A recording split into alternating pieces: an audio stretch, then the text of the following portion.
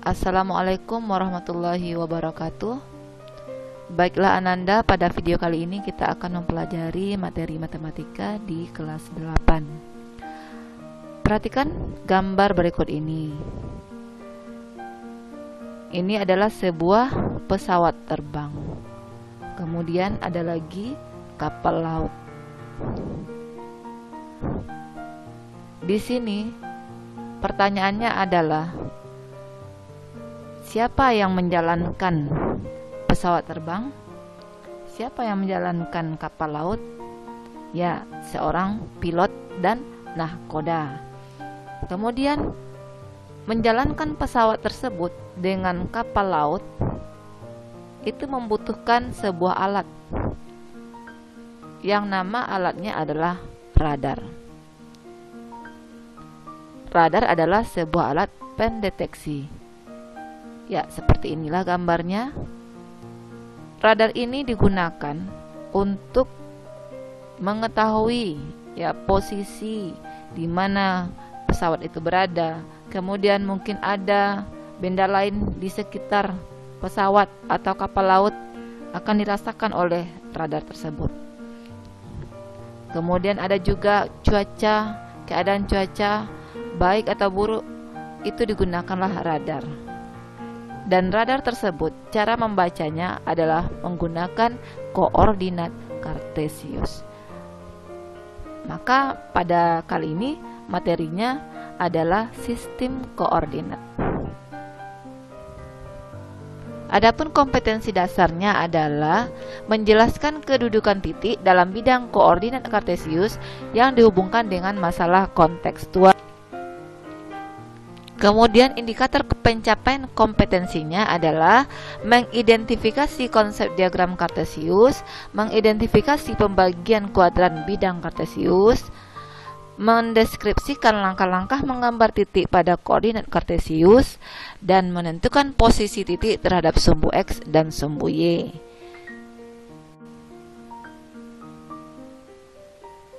Adapun tujuan pembelajaran pada video kali ini, melalui video pembelajaran ini Ananda diharapkan dapat mengidentifikasi konsep diagram Kartesius, mengidentifikasi pembagian kuadran bidang Kartesius, mendeskripsikan langkah-langkah menggambar titik pada koordinat Kartesius, dan menentukan posisi titik terhadap sumbu X dan sumbu Y.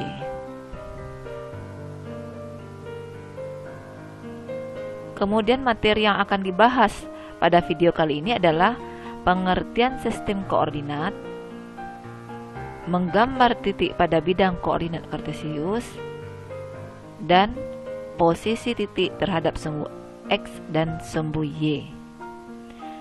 Materi yang pertama, pengertian sistem koordinat. Ananda sudah pernah melihat bidang koordinat Kartesius ini yang sudah dipelajari di SD. Dalam matematika, sistem koordinat Kartesius digunakan untuk menentukan tiap titik dalam bidang dengan menggunakan dua bilangan, yaitu koordinat X atau absis namanya, dan koordinat Y atau ordinat dari titik tersebut. Titik koordinat ditulis dengan pasangan kurung biasa, buka dan tutup, yang di dalamnya ada absis dan ordinat dipisahkan oleh tanda koma, atau ini adalah nilai X dan yang keduanya adalah nilai Y. Absis dan ordinat tidak boleh dirubah letaknya. Jadi yang pertama itu selalu absis, yang keduanya selalu ordinat. Kemudian kita misalkan ada sebuah titik di koordinat Kartesius, ya, kita namakan dengan titik A. Jadi misalnya titik A berada di koordinat 3,2, ditulis dengan A kurung buka 3,2 kurung tutup. Itulah cara penulisan titik koordinat. Selanjutnya kita akan bahas koordinat Kartesius atau bidang koordinat. Nah, inilah bidang koordinat. bidang koordinat kartesius ini terbentuk dari dua buah garis bilangan bulat, yaitu garis bilangan bulat yang mendatar, yaitu namanya adalah sumbu X berupa garis horizontal. Kemudian sumbu tegak atau namanya sumbu Y berupa garis vertikal. Karena dia berupa bilangan bulat, maka ada bilangan bulat positif dan ada bilangan bulat negatif. Kalau di sumbu X, bilangan bulat positifnya di kanan dan bilangan bulat negatifnya di kiri. Pada sumbu Y, bilangan bulat positifnya di atas dan bilangan bulat negatifnya ada di bawah.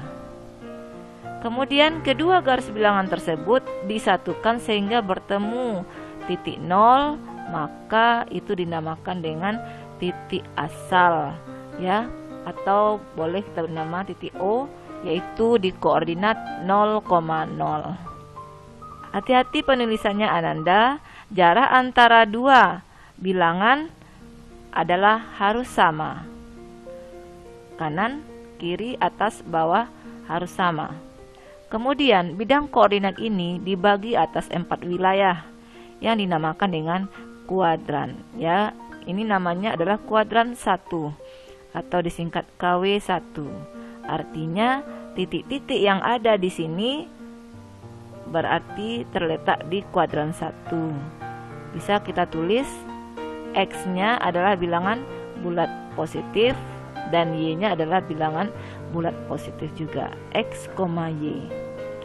Selanjutnya kuadran kedua terletak di sebelah kiri. Ya, kuadran kedua. Maka kuadran kedua ini X-nya adalah bilangan negatif dan Y-nya adalah bilangan positif. Dapat kita tulis negatif X, Y.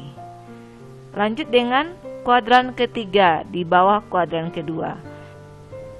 Ya, bilangan X-nya adalah negatif dan untuk Y-nya juga bilangan negatif, berarti negatif X, negatif Y. Terakhir adalah kuadran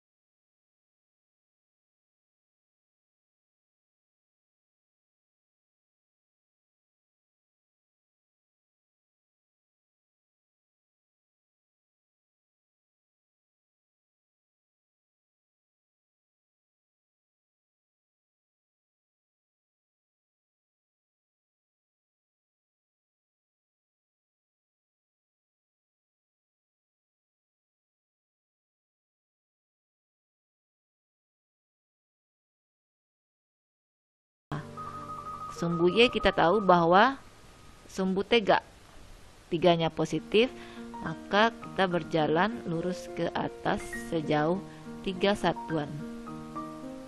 Maka bertemulah dengan titik A 2,3. Selanjutnya titik B negatif 3,1. Apa artinya? X sama dengan negatif 3. Berarti di sini kita ambil titik X sama dengan negatif 3. Berarti jaraknya adalah 3 satuan ke sumbu Y berupa garis ya. Kemudian Y sama dengan 1. Berarti Y-nya di sini Y sama dengan 1 ya, sehingga ada titik potong di kedua garis tersebut. Maka inilah yang dinamakan dengan titik B negatif 3,1. Cara yang lainnya, kita mulai dari titik 0,0 kemudian negatif 3. Negatif 3 itu adalah X, berarti mungkin langkahnya ke kiri atau ke kanan. Karena negatif 3 adalah bilangan bulat negatif, berarti dia ke kiri. Kita melangkah 3 satuan.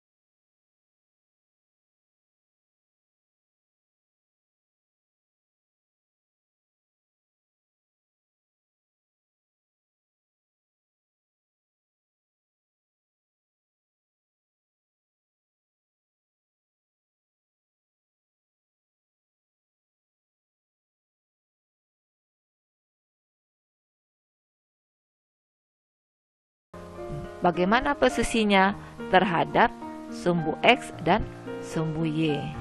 Di sini bisa kita lihat dengan sumbu X berarti dia berjarak 2 satuan di atas sumbu X. Dan ini tuh 2, 3, 4, 5 satuan di kanan sumbu Y. Bisa kita tulis posisi titik A terhadap sumbu X dan sumbu Y adalah 2 satuan di atas sumbu X dan 5 satuan di kanan sumbu Y. Selanjutnya kita coba dengan titik B, bagaimana posisi titik B terhadap sumbu X dan sumbu Y.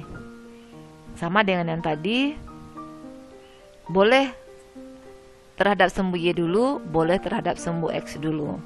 Kalau kita mulai dari sumbu Y, berarti jaraknya adalah 4 satuan di kiri sumbu Y dan 3 satuan di atas sumbu X.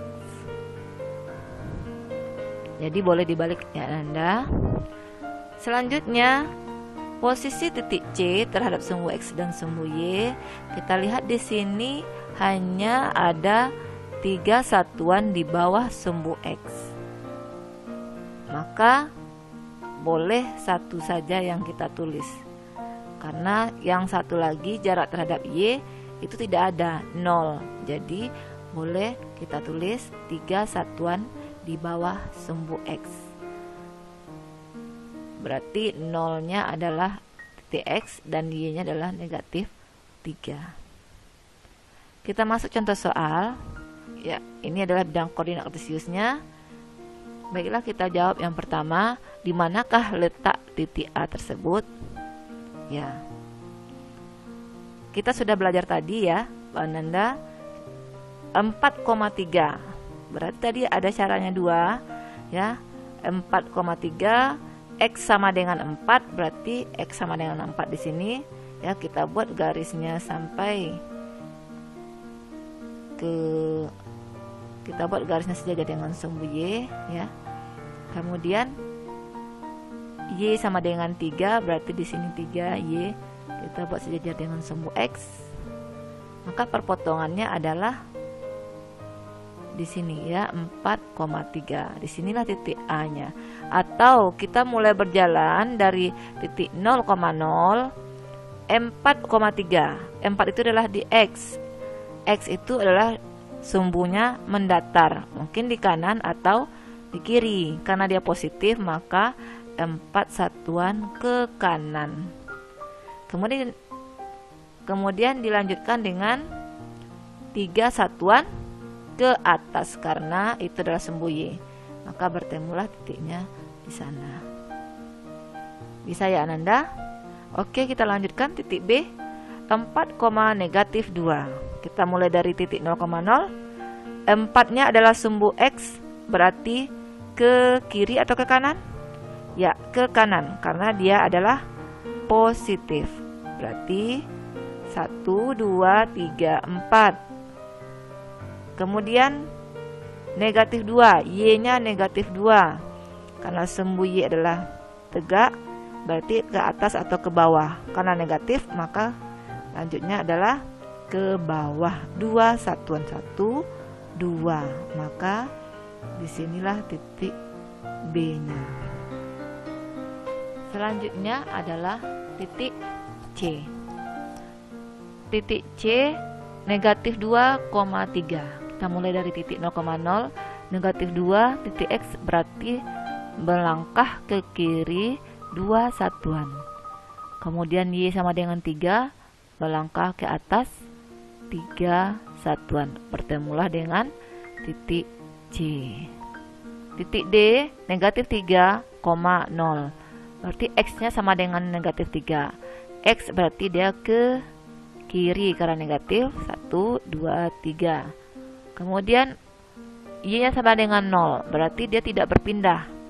Maka dia tetap di negatif 3 ini. Itulah letak titik D. Selanjutnya pertanyaannya adalah di kuadran berapakah titik-titik tersebut? Ya, kita lihat, kita sudah tahu bahwa kuadran 1 di sini, kuadran 2, kuadran 3 dan kuadran 4. Titik A berada di kuadran 1 ya. Bagus. Kemudian titik B berada di kuadran 4 ya. Kemudian titik C berada di kuadran 2. Dan titik D berada di, ya, karena pada sumbu X letaknya, maka titik D ini berada pada sumbu X. Kemudian kita lanjut dengan pertanyaan B. Posisi titik A terhadap sumbu X dan sumbu Y. Kita berikan dulu titiknya. Ya. Bagaimana posisi titik A terhadap sumbu X dan sumbu Y? Ya, berarti titik A terletak 3 satuan di atas sumbu X dan 2, 3, 4 satuan di kanan sumbu Y. Selanjutnya pertanyaan C. Posisi titik B terhadap sumbu X dan sumbu Y. Kita lihat bagaimana terhadap sumbu X titik B ini.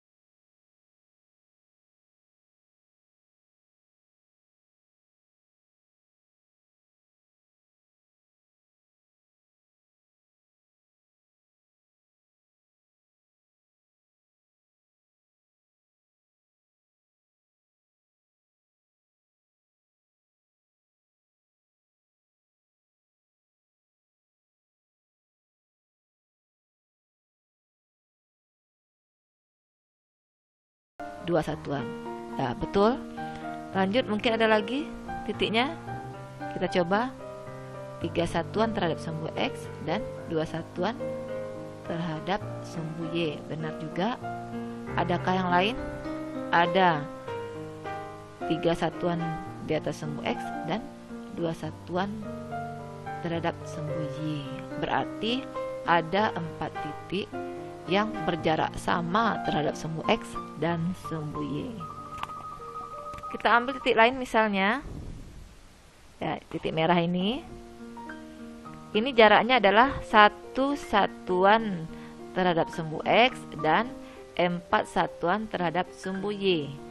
Kita cari lagi Ananda titiknya yang lain yang sama. Oh, ternyata di bawah, ya. Coba 1 satuan sama jaraknya terhadap sumbu X dan 4 satuan terhadap sumbu Y juga sama. Benar. Adakah yang lain? 4 satuan terhadap sumbu Y dan 1 satuan terhadap sumbu X. Benar juga.